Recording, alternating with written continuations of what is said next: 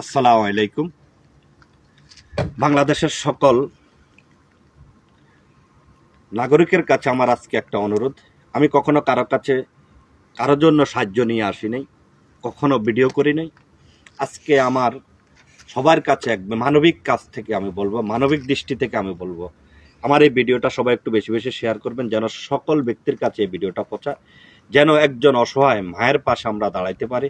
স্বামীয়ারা একজন মা, তার ছেলে আজকে যখন আর্তনাদ, তার ছেলে যখন অসহায় পড়েছে, যে আজকে মাকে বাঁচানোর জন্য যে আর্তনাদ, সেই আর্তনাদ থেকে যেন আমরা মুক্ত করে তাকে যেন আমরা, তার মাকে যেন সুস্থ করে তার কাছে ফিরিয়ে দিতে পারি, সেজন্য আমি আজকে আপনাদের কাছে ভিডিওটা করছি। আপনারা সবাই একটু ভিডিওটা শেয়ার করবেন। আমাদের একজন ভাই, একজন সহযোদ্ধা, একজন মদিবাদেশের সৈনিক আজকে যে মাকে নিয়ে, তার মায়ের ক্যান্সারে আক্রান্ত হয়েছে, সে 10 লাখ টাকার জন্য আজকে মায়ের চিকিৎসা করতে পারছে না, ওষুধ কেনার মতন পয়সা তার কাছে নাই।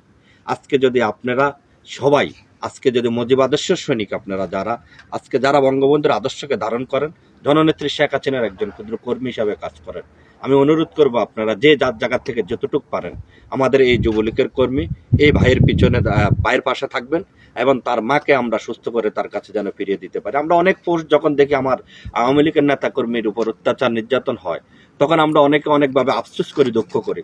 আমি আজকে দেখতে চাই আপনাদের কাছ থেকে এই ভিডিওটা আপনারা যারা শেয়ার করবেন, তারাও হয়তো আজকে এই যে কেউ যদি 1 টাকা দিয়ে থাকে, সে 1 টাকার যেই ছোয়াবের কাজে আপনি দিয়েছেন, সেই জায়গার ভাগিদার হয়তো আপনি হবেন।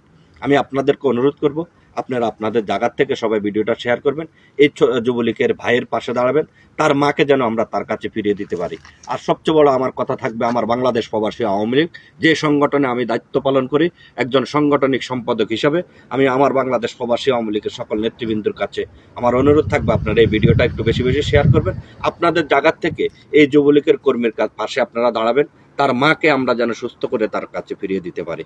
আমি আমার এই বাংলাদেশ প্রবাসী আওয়ামী লীগের সকল নেতৃবৃন্দকে বলবো, আমি কখনো আপনাদের কাছে কোনোদিনও আমার এলাকা, আমার ইউনিয়নে, আমার গ্রামের জন্য আমি কখনো কিছু চাইনি। আজকে আপনার প্রতি আমার অনুরোধ থাকবে, এই ব্যক্তিটার পাশে আপনারা দাঁড়ান, তার মাকে যেন আমরা ফিরিয়ে দিতে পারি। যে ব্যক্তি আজকে মাকে চিকিৎসা করতে পারছে না, আমি আপনাদের কাছে অনুরোধ করুন, জোরে আমি অনুরোধ করে বলছি, আপনারা তার মাকে তার কাছে ফিরিয়ে দেওয়ার জন্য সবাই সহযোগিতা করবেন, তার পাশে সবাই দাঁড়াবেন। সবাই ভালো থাকবেন, সুস্থ থাকবেন। আসসালামু আলাইকুম।